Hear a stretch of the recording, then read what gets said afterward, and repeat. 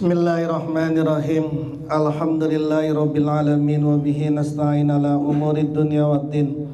Wassalatu wassalamu ala sayyidil mursalin sayyidina wa habibina wa syafiina wa maulana Muhammadin wa ala alihi wa sahbihi ajma'in, khususan man sannafa hadzal kitab. Rahimallahu ta'ala wa nafa'ana bihi wa bi ulumihi wa bi ulumihi wa bi ulumihi wa fid dharaini amin. Al-Fatihah. A'udzu billahi minasy syaithanir rajim. Bismillahirrahmanirrahim. Alhamdulillahi rabbil alamin arrahmanir rahim maliki yaumiddin. Iyyaka na'budu wa iyyaka nasta'in. Ihdinas siratal mustaqim. Siratal ladzina an'amta 'alaihim ghairil maghdubi 'alaihim waladdallin. Amin. Bismillahirrahmanirrahim. Para asatidz, sahabat-sahabat sekalian, hari ini kita sudah masuk di bulan haram, satu dari 4 bulan yang diharamkan oleh Allah, yaitu bulan Rajab. Sendirian dia, Zulqa'dah, Zulhijjah, Muharram itu dempet. Kemudian Rajabnya misah sendiri, maka disebut dengan Rajab al-Murajjab. Nah, bulan Rajab ini bulan ulang tahunnya sholat. Jadi sholat itu ulang tahunnya ada di bulan Rajab, tepatnya pada tanggal 27 Rajab, ketika baginda Rasul di Isra Mi'rajkan oleh Allah. Di kapan itu? 1 tahun sebelum hijrah. Jadi tahun 10 hijriyah, 10 kenabian, tahun 10 kenabian. Karena Nabi itu hijrah itu di tahun 11. Tahun 10 Nabi di Isra Mi'rajkan. Nah, pulang dari Isra Mi'raj, maka kemudian itu membawa satu ketentuan, satu hukum, satu amaliyah yang hukumnya wajib, namanya sholat. Inilah yang pertama kali dalam Islam sesuatu yang terhubung dengan hukum. Ini yang pertama kali, yaitu hukum tentang sholat. Sebelumnya belum ada, karena di Mekah itu dari mulai Rasulullah ada di tahun 1 kenabian sampai ke tahun 10 kenabian, ayat-ayat yang turun di Quran itu adalah ayat-ayat terkait dengan akidah, terkait dengan akhlak. Tidak ada soal hukum, itu tidak ada.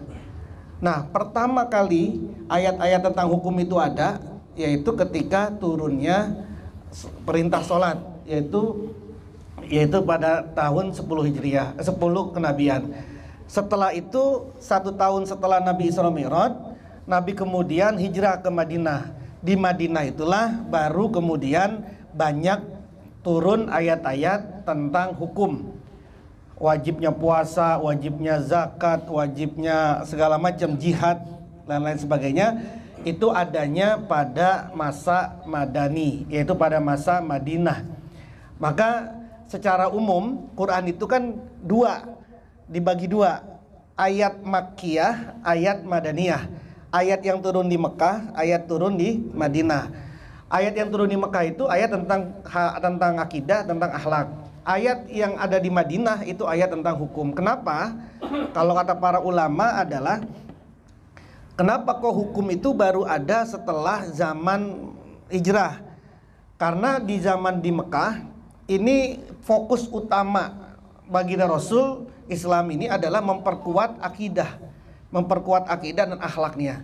Bagaimana mungkin mereka disuruh sholat, suruh zakat, suruh jihad, kalau akidahnya sendiri belum kuat? Maka dikuatin. Nah, baru ketika di Madinah turunlah ayat-ayat terkait dengan hukum. Nah, satu-satunya ayat yang terkait dengan hukum yang itu masih ada di Mekah adalah ayat tentang sholat. Nah, bahkan kata para ulama, satu-satunya perintah dalam agama yang langsung baginda Rasul jemput nih, yang biasanya malaikat Jibril yang turun, ini baginda Rasul yang langsung jemput, adalah perintah sholat. Nah, sholat ini kemudian menjadi imaduddin. Sholat ini kemudian menjadi tiang agama, sesuatu yang sangat pokok di dalam agama. Jadi siapa orang yang baik sholatnya, baiklah semuanya. Ukurannya begitu. Kalau dia baik sholatnya, benar sholatnya, maka yang lainnya ikut benar. Tapi kalau sholatnya sholatnya salah, meskipun dia rajin sholat secara fisik, tapi sholatnya salah, maka rusak juga semuanya. Jadi apa namanya patokannya begitu. Kalau dia benar sholatnya, lahir batin benar, maka semuanya benar. Ini juga yang dikatakan oleh Sayyidina Umar bin Abdul Aziz. Sayyidina Umar bin Abdul Aziz itu pernah bilang, inna ahamma umurikum indi as-sholah. Sesungguhnya perkara penting dari kalian itu menurutku adalah sholat. Faman hafizoha wa hafazo alaiha fahuwa lima siwaha ahfaz. Siapa orang yang menjaga sholat dan dia menjaga atas sholat, atas hukum sholat, atas apa yang ada di dalam sholat, maka sesuatu yang di luar sholat dia pasti lebih jaga. Tapi waman doyya'aha fahuwa lima siwaha adya. Tapi siapa orang yang menyia-nyiakan sholat, maka apapun yang ada di luar sholat dia akan sia-sia. Jadi ukurannya begitu. Maka sholat menjadi sesuatu yang penting. Nah, sholat ini langsung dipraktekkan sama Nabi dari perintahnya Jibril. Gimana bentuknya, gimana gerakannya, berapa rokaatnya, kapan waktunya, itu bukan Rasulullah sendiri itu. Bukan Rasulullah sendiri yang berijtihad, tapi dikasih tahu, nih sholatnya mulai dari itu yang kita sering dengar itu awal pertama kali perintah itu 50 waktu sholatnya, maka kemudian Rasul turun nih dari Sidratul Muntaha turun ke langit 7, ke langit 6, ke langit 5. Ketika dia langit 5 ketemu Nabi Musa, ditanya, dapat berapa perintahnya? 50, balik nggak kuat umatmu. Dari 5 naik lagi ke 6, ke 7, terus sampai ke Sidratul Muntaha. Turun lagi 40, turun lagi kemudian ke 7, ke 6, ke 5, suruh balik lagi. Nggak kuat hambamu, nggak kuat umatmu itu 40 rakaat, 30 rakaat. Wis kapan main handphonenya, kapan jalan-jalannya, kapan mau ngeluncurannya, nggak ada. Nggak kuat, Anda nggak kuat. Bolak-balik sampai kemudian menjadi 5.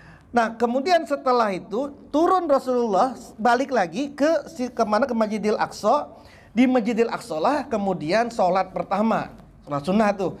Sholat pertama yang dilakukan Rasulullah saat itu mengimami para nabi dan para rasul. Padahal kan udah meninggal kan, nabi yang lain udah meninggal.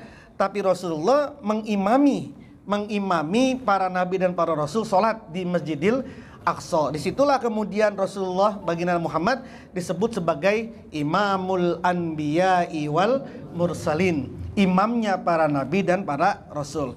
Balik Rasulullah ke Mekah, balik lagi ke Mekah, subuh Rasulullah sholat subuh situ sendiri. Kemudian setelah pagi Rasulullah mengikrarkan, mengumumkan, semalam habis dapat perintah begini. Mulailah sholat zuhur pertama kali bersama dengan sahabat. Maka urutan dalam fikih, urutan sholat itu bukan subuh dulu. Urutan sholat itu zuhur dulu. Zuhur, asar, maghrib, isya, baru subuh. Urutannya bukan subuh urutan itu, tapi urutannya adalah sholat zuhur. Kenapa? Karena sholat zuhur itu sholat yang pertama kali dilakukan oleh baginda Nabi bersama dengan para sahabatnya. Jadi pagi Nabi langsung mengumumkan, semalam udah dapat perintah sholat gitu. Kemudian zuhur sholat. Nah, ketika zuhur itu pun zuhur, asar, maghrib belum tahu itu kapan waktunya. Ketika zuhur datang, Jibril turun. Nabi Muhammad, nih waktu masuk waktu zuhur. Ketika matahari tergelincir, nih sekarang masuk waktu zuhur, sholat zuhur. Oh, berarti permulaannya adalah ini. Ketika mau masuk asar, datang lagi Jibril. Muhammad, masuk waktu asar, sholat asar. Maghrib juga begitu, isya juga begitu, subuh juga begitu. Jadi udah ditentukan tuh sama malaikat Jibril, ditentuin nih tempatnya, ini waktunya. Kalau matahari tenggelam berarti masuk waktu maghrib. Nanti kalau meganya sudah hilang, maka kemudian masuk waktu isya. Semuanya memakai ru'yah, memakai pandangan matahari, pakai matahari. Karena kemudian susah kita ini memandang pakai matahari, ulama kemudian menyusun sebuah metode namanya hisab sholat, disebut dengan ilmu fal. Kan Anda kan kalau sholat zuhur nggak pernah lihat matahari kan? Itu bid'ah itu. Kalau ngomong bid'ah itu nggak ada itu ajarannya dihitung, apalagi dengar bunyi tit ya. Baru kemudian bid'ah banget udah itu. Nggak ada itu. Sholat zuhur itu ketika matahari tergelincir sholat zuhur. Ketika bayangannya sudah lebih dari setengah masuk waktu asar. Begitu dulu itu. Nah kemudian kan susah kita ini. Dibuatlah yang gampang-gampang metodenya. Jadilah sebuah ilmu falak namanya hisab. Jadi kalau mau bid'ah-bid'ahan, bid'ah orang itu nentuin sholat berdasarkan tulisan. Apa lagi hitung-hitungan. Nggak salah sudah itu. Salah. Bid'ah itu kalau ngomong bid'ah-bid'ahan. Tapi kan nggak mungkin kita. Maka itu kemudian dijadikan mudah. Nah kenapa kok sholat ada waktunya? Karena ayat Quran mengatakan inna sholata kanat alal mu'minina kitabam mauquta. Sesungguhnya sholat itu diwajibkan bagi orang mukmin kitabam mauquta. Kitab kewajiban mauquta. Kewajibannya itu yang sudah ditetapkan.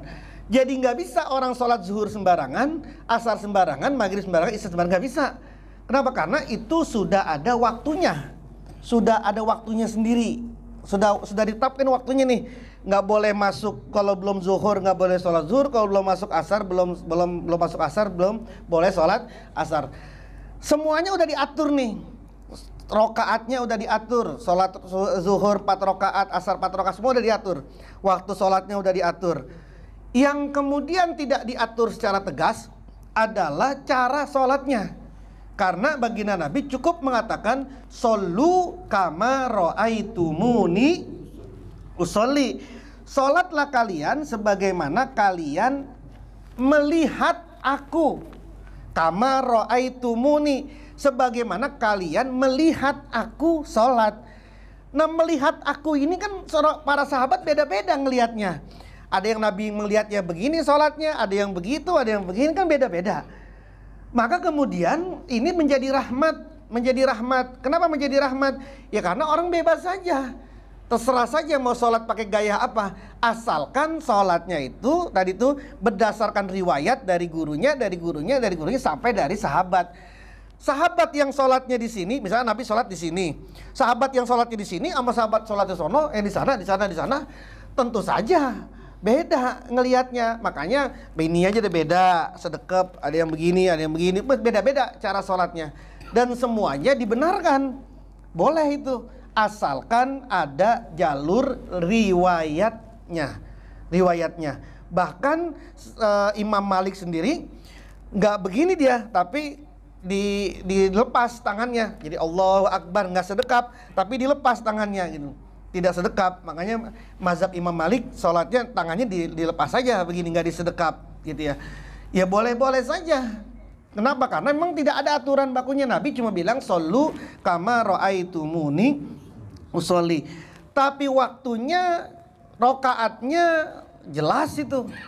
Nggak boleh orang mentang-mentang lagi tobat sholat subuh 4 rokaat gitu. Orang-orang mah 2 rokaat, gua 4 rokaat dong gitu. 2 rokaat mah nanggung, capek banget bangun tidurnya, masih cuma 2 rokaat gitu kan. 4 rokaat dong. Nggak boleh itu namanya bid'ah. Kenapa bid'ah? Karena itu hal-hal yang sifatnya qot'iyah. Kalau yang sudah qot'iyah tidak bisa dirubah-rubah. Tapi yang sifatnya zoniyah baru. Misalkan sebelum sholat boleh nggak usolli? Kan rame nih orang-orang Wahabi ini kan, Masya Allah, di serannya nih banyak mereka. Tidak ada itu usolli itu. Usolli fardol nggak ada Nabi. Terus abis sholat nggak ada itu ngusapin muka, bid'ah itu. Terus kemudian habis sholat ngucap alhamdulillah, nggak boleh coba. Habis sholat ngucap alhamdulillah nggak boleh gitu. Ya sudah, terserah saja kalau memang mereka menganggap begitu. Tapi kan jangan nyalah-nyalahin juga gitu. Wong habis sholat Anda kentut aja boleh kok. Wong habis sholat itu loh. Habis sholat mau ngapain aja.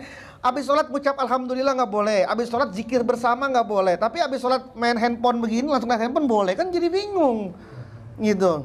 Nah tapi sholat tadi itu semuanya menjadi baku aturannya menjadi baku tempatnya, waktunya. Nah kemudian dipertanyakan diambil hikmah sama para ulama, kenapa kok sholat itu waktunya ditetapkan dan cuma 5 waktu. Kenapa kok ditetapkan? Kata para ulama, liyakuna himmuka iqamatas sholat. la wujudas sholat.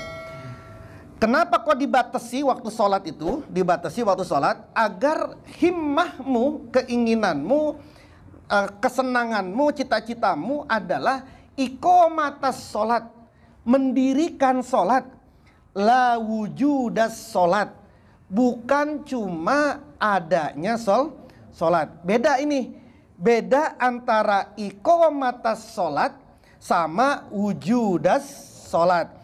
Nah, adanya pembatasan ini, jadi pembatasan ini, rahasia dari pembatasan adalah litas takun nafsu ilaiha wa tartahu biha fayahsulu fihal khusu wal khudur wa qurratul ain. Dibatasinya sholat itu rahasianya adalah agar jiwamu rindu terhadap sholat, agar jiwamu senang terhadap sholat, sehingga ketika sholat terjadilah hudur hadir hati kita, wa qurratul ain, senang terhadap sholat. Ini intinya nih. Kenapa kok sholat ini dibatasi waktunya dan cuma 5? Agar hati kita, jiwa kita ini rindu sama sholat, senang sama sholat, sehingga terjadilah hudur dan qurratul ain. Tapi ini kita udah dibatasin kayak gini, juga nggak senang-senang juga sama sholat, nggak rindu-rindu juga sama sholat. Padahal juga udah dibatasin pendek loh ini, pendek. Coba sering kemarin kan saya coba ngitung, coba Anda ngitung. Sholat 5 waktu, sekali sholat berapa menit? 5 menit lah, paling keren 5 menit. Keren dari 5 menit tuh. 5 kali 5 sholat berapa berarti? 25 apa tuh? Menit. Dikurangin 24 jam dalam sehari. Kan sehari kan 24 jam ya? Sehari 5 waktu, 24 jam. Dikurangin 25 menit berapa itu? 23 jam 35 menit. Sisanya nih, sisanya yang enggak sholat nih, sisanya yang bukan buat sholat, 23 jam 35 menit. Itu masih belum punya rindu kita sama sholat itu. Yang ada, udah maghrib aja nih, udah isya aja nih, udah zuhur aja ya. Padahal udah cuma sebegitu waktunya itu, cuma begitu doang waktunya itu. Coba diukur coba, 25 menit buat sholat dibandingkan 24 jam dalam sehari. Kan masih sisa 23 jam 35 menit itu kan sisanya tuh kalau menghitung-hitungan ya, menghitung-hitungan. Tapi kenapa kok nggak ada juga itu rasa ingin, rasa pengen, rasa yang kemudian ketika lagi sholat itu muncullah tadi khusyuk, hudur, dan qurratul ain. Padahal sudah didikitkan. Didikitkan ini karena alima wujudad dha'fi minka faqallala a'daduha. Allah tahu adanya lemah di diri kita semua, maka kemudian Allah faqallala, maka Allah mengurangi, mensedikitkan a'dadaha, bilangannya sholat. Tapi wa alimah ikhtiyajaka ila fadlihi fakassara imdadaha. Allah juga tahu kebutuhanmu pada keutamaan, pada ganjarannya sholat. Maka kemudian Allah memperbanyak ganjaran pahalanya sholat. Allah tahu kita ini lemah, kerja sedikit tapi upahnya mau banyak kan gitu. Tahu nih Allah ini kerja sedikit upahnya mau banyak. Maka Allah sedikitkan bilangan sholat itu karena tahu kita lemah. Kemudian Allah perbanyak ganjaran sholat itu karena apa? Karena tahu umatnya ini, hambanya ini pengennya banyak upahnya meskipun kerjanya sedikit. Jadilah 5 waktu itu satu sholat bi asri amsaliha. Satu sholat itu dihitung 10 kali lipat. Jadi kalau 5 waktu sama saja orang itu sholat 50 waktu. Kenapa? Karena satu waktu bi asri amsalia dikali 10 kali lipat. Kalau Anda sholatnya ini dengan jamaah berarti 27. Tinggal dikali 27 dikali 10 kemudian dikali 5. Itulah pahalanya itu. Nah, pahala ini juga tatafawut berjenjang-jenjang. biqadril baqai wa biqadri rutbatil imam. Seukuran tempat dan seukuran tingkatan derajatnya si imam. Sholat di Masjidil Haram 100.000, sholat di Masjidil Nabawi 1.000, sholat di Masjidil Aqsa 500. Tempatnya beda-beda itu. Maka kemudian beda-beda juga apa pahalanya. Di belakang rutbatil imam, di belakang imam, kalau imamnya ini derajatnya tinggi, tinggilah. Karena seperti baginda Nabi katakan dalam sabdanya, man shalla khalfa maghfurin ghafarallahu lah. Siapa orang sholat di belakangnya maghfur, di belakangnya orang yang sudah diampuni, ghafarallah lah, dia ikut diampuni oleh Allah. Anda sholat, imamnya kita yakini sebagai orang yang maghfur, orang yang terampuni oleh Allah, seorang alim, seorang soleh, maka kita ikut ke ampun itu. Itu tuh enak imam tuh. Jadi apa enaknya kita jadi makmum nih? Jadi makmum milih imamnya maghfur, maka kemudian kita ikut maghfur. Maka orang-orang sufi yang tahu kayak begini nih, seperti adiknya Imam Ghazali. Imam Ghazali namanya Muhammad Al-Ghazali, punya adik namanya Ahmad Al-Ghazali. Ini kan ceritanya masyhur nih. Ahmad Al-Ghazali, adiknya Imam Ghazali, nggak pernah mau sholat sama Imam Ghazali dulu. Imam Ghazali itu abang ini belum masuk tasawuf, belum masuk tarekoh, masih asik di dunia syariat. Nggak mau dia. Sebelum dia kemudian pindah haluan menjadi orang tasawuf, lalu kemudian menjadi ulama besar sampai saat ini. Dulu sebelum dia masuk di dunia tasawuf dan tarekoh, Ahmad ini nggak pernah mau sholat bareng sama Al-Ghazali. Sampai kemudian abangnya ini bilang ke ibunya, Bu, bilangin Ahmad apa? Saya kan nggak enak, saya ngimamin di masjid, itu si adik itu, si Ahmad kagak pernah mau gitu kan. Pokoknya dibilangin, disuruh bilang gitu loh. Terus kata ibunya, Mat, sholat Mat sama abangmu sana, masa sholat kagak mau bareng sama di masjid gitu. Ya sudah, diikutin sholat. Di tengah sholat Imam Ahmad mufarokoh. Mufarokohnya nggak tanggung-tanggung. Mufarokoh ya bener dia keluar, udah keluar dia. Bukan mufarokoh dia ikutin imam tapi dalam hatinya dia udah berpisah.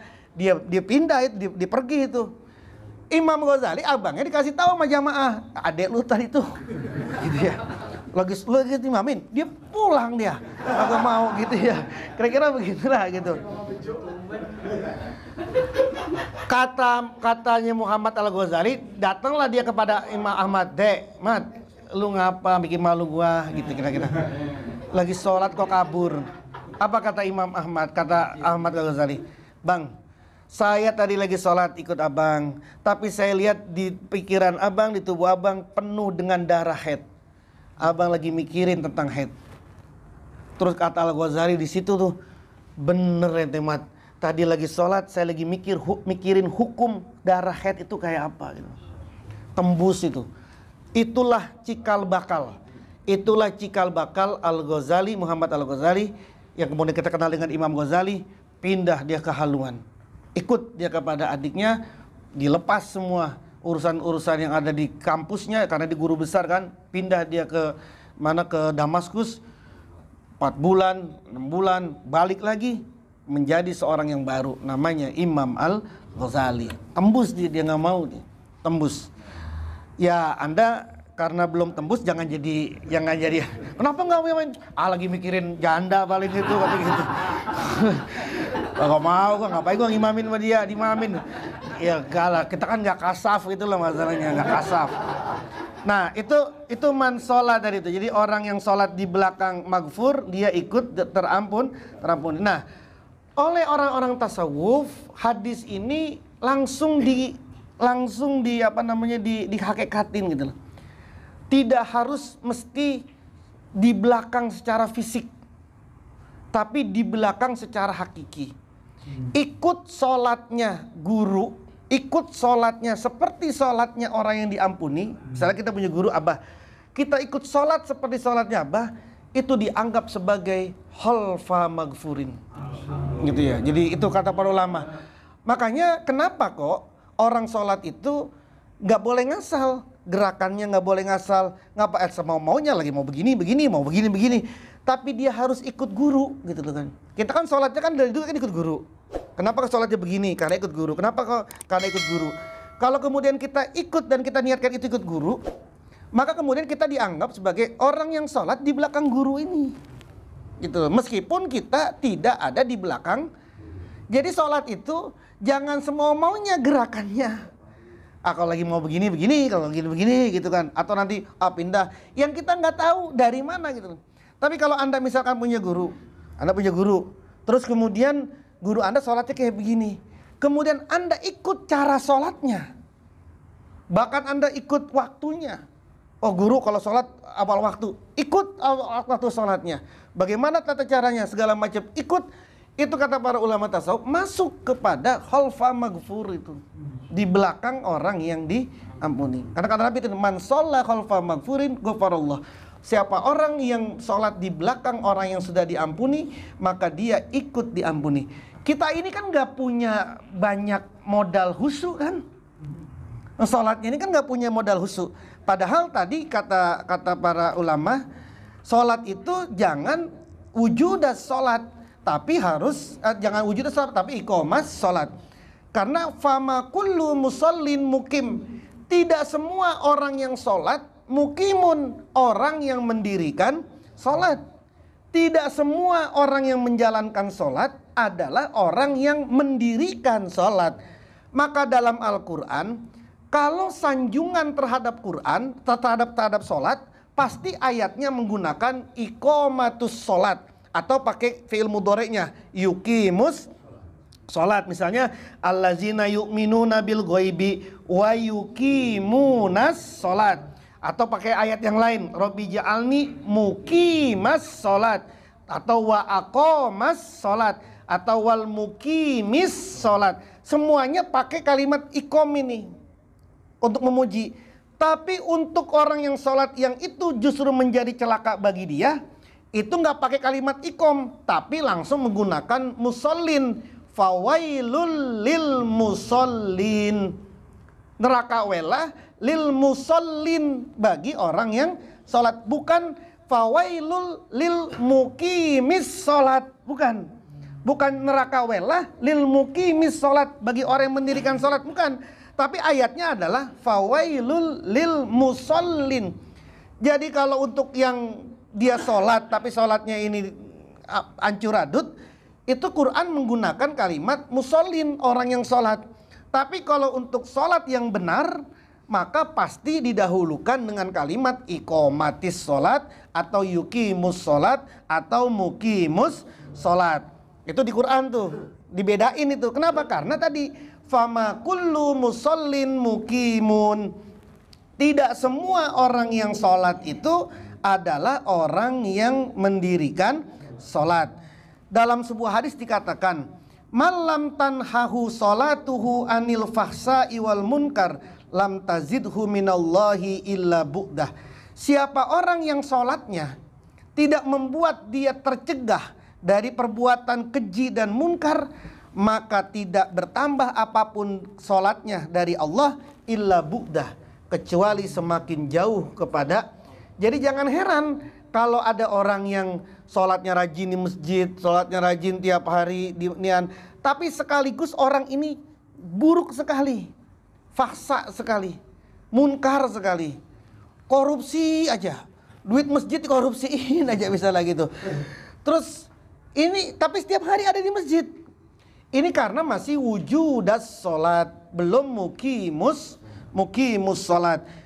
Mukim iqamas sholat adalah al-ikmalu wal itqan, menyempurnakan dan meyakini sholat.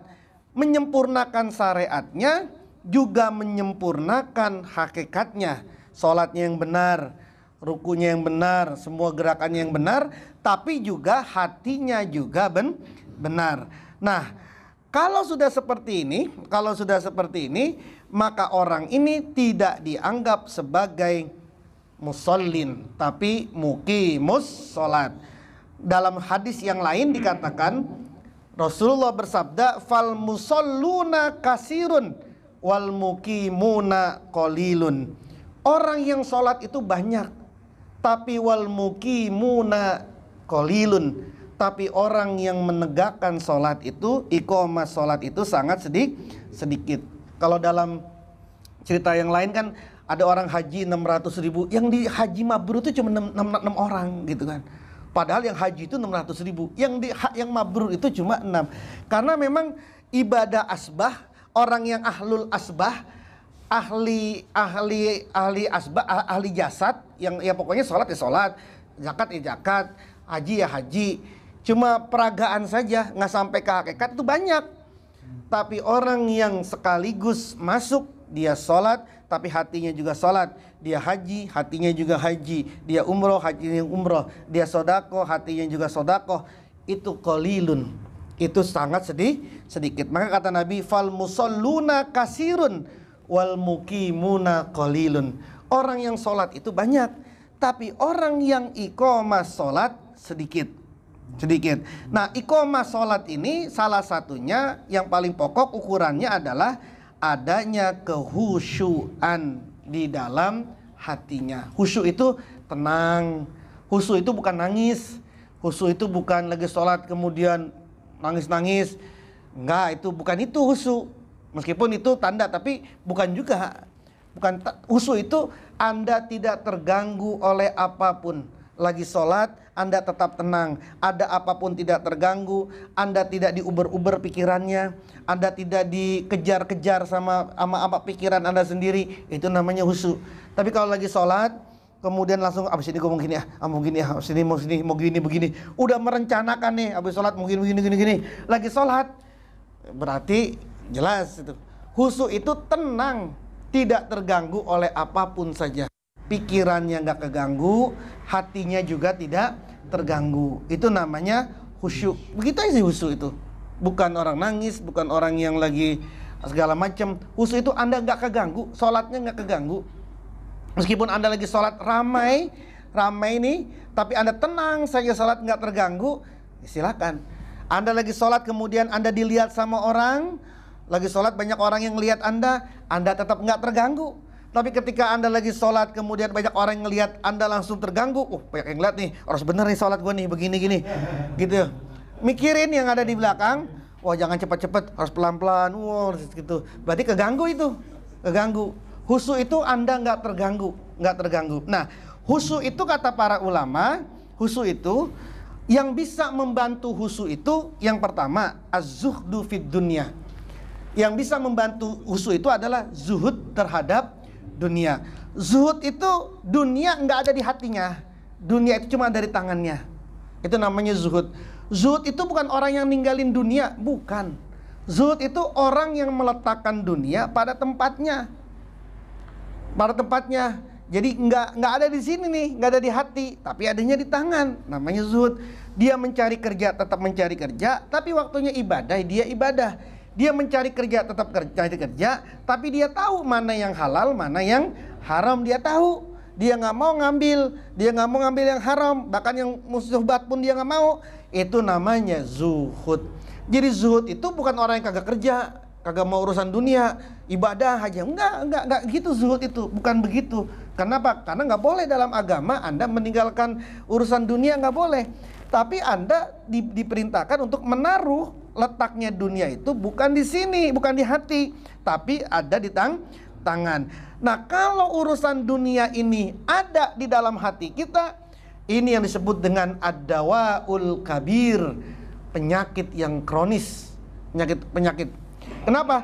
Karena akan keganggu terus nih, keganggu terus. Mau ngapain aja keganggu ini. Mau sholat mikirin dunia, lagi sholat mikirin dunia, habis sholat mikirin dunia. Mau sholat mikirin urusan duit, lagi sholat mikirin urusan duit, habis sholat mikir urusan. Padahal sholat cuma 25 menit dalam 24 jam itu. Tapi masih diambil aja tuh waktunya itu untuk urusan kayak gitu. Emang gak cukup apa? Udah apa? Mikirin duitnya udah dulu apa? Entar dulu udah. Habis sholat silakan. Udah dulu. Ini mah zikir aja dulu. Dalam sholat udah lupa itu zikir. Dalam sholat tuh khusyuk, tenang, zikir. Ini sebelum sholat mikirin duit, lagi sholat mikirin duit, habis sholat mikirin duit. Padahal cuma 25 menit tadi tuh. 25 menit. Ya taruhlah sama sholat-sholat sunnahnya rawatib itu ada berapa sih? 17 misalnya, 17 ada berapa? Ada 16 rakaat misalnya. Sholat rawatib yang dia qobliyah segala macam tuh 16 rakaat misalnya. Ya kalian 16 kali 3 menit lah kalau sholat sunnah ya. Itu kan belum nyampe 1 jam juga itu. Gitu. Tapi kan masih diambil aja untuk urusan-urusan dunia. Maka kata para ulama, muhalun antakuna indaka bintu iblis wala yazuruha abuha. Mustahil engkau itu di dirimu itu ada anaknya iblis, si bapaknya iblis kagak mau ngunjungin Anda. Sampai gitu. Jadi katakan gini, urusan dunia itu kayak anaknya iblis. Kalau Anda ini masukin urusan dunia anaknya iblis ini dalam hati Anda, mustahil bapaknya kagak nengokin Anda. Kenapa? Karena ada anaknya di sini. Ada anaknya di sini. Mustahil bapaknya nggak nengokin, nggak ngunjungin. Kenapa? Karena ada anaknya di sini. Kalau dalam riwayat yang lain, dalam contoh yang lain, Anda lagi makan ikan, kucing kelaparan, kan meong-meong terus tuh. Anda usir aja dia, datang lagi nggak? Anda usir, datang lagi nggak? Kenapa? Karena dia kelaparan, di kita ada makanannya dia. Setan juga begitu. Kalau di sini masih ada makanannya setan, makanan setan, mau diusir, balik lagi dia. Diusir balik lagi. Kenapa? Karena ada makanannya di sini. Ada makanannya di sini setan itu. Makanannya apa? Ya makanannya adalah hubud dunia. Cinta banget sama urusan dunia. Ingat ya, cinta banget urusan dunia bukan berarti Anda ini nggak boleh ngapa-ngapain. Anda ini wajib punya apa-apa. Anda ini boleh punya apa-apa. Silahkan. Tapi cintanya itu, nyarinya itu, kalau itu melebihi cintamu kepada Allah, itu disebut dengan hubud dunia. Dia mengalahkan sholatmu enggak? Dia mengalahkan ibadahmu enggak? Dia mengalahkan halal harammu enggak? Kalau mengalahkan berarti dunianya itu lebih tinggi derajatnya daripada Allah gitu. Kalau kemudian kau kerja, lalu kemudian kau tidak sholat gara-gara kau kerja, berarti kerjamu itu lebih tinggi derajatnya dari Allah.